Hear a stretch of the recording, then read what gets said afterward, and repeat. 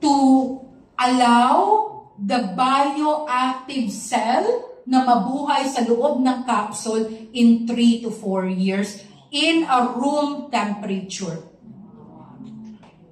Tapos, alam nyo ba na hindi lang sa 7th edition, sa OPP natin enteric coated lang. Plant-based coating to withstand hyperacidity. Tama? Pero during the launching, na si CEO Lim Boon Hong mismo ang nag-launch ng Pure Tier 7. Saan nga yun?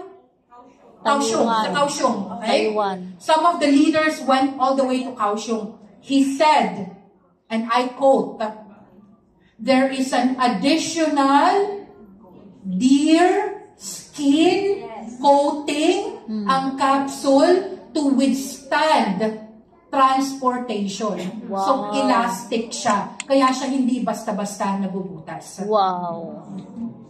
Okay. And then, okay. So, guys, emulsification, medyo hindi kasi natin siya naiintindihan eh. Ang alam natin, emulsification, mayonnaise eh.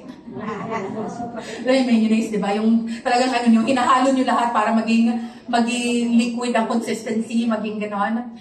Emulsification means it makes the molecule so small, nano-small, para mas ma-absorb siya ng lining ng ating intestine.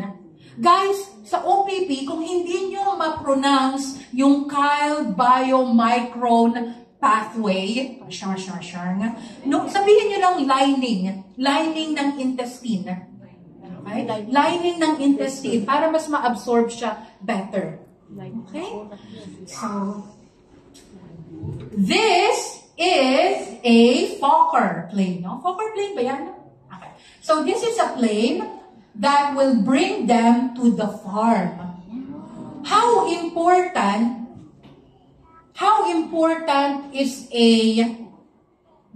healthy livestock so quality ang makukuha niyong nutrients?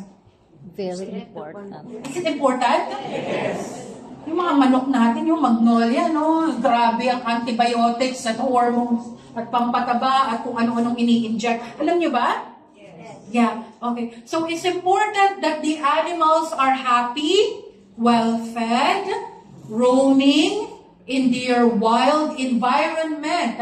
And that is our farm in New Zealand. The farm is owned by shareholders in Riway. Yeah. So, at the time of birth, they will extract the placenta. So, walang papatayin na deer, ha? Kailangan lang talaga yung nutrients, amino acid, live cell na nakikita sa placenta. Alam nyo ba, in BGC, ang placenta binibili ng 200,000? Binibili, ha? For people who wants to do regenerative health procedures. Okay.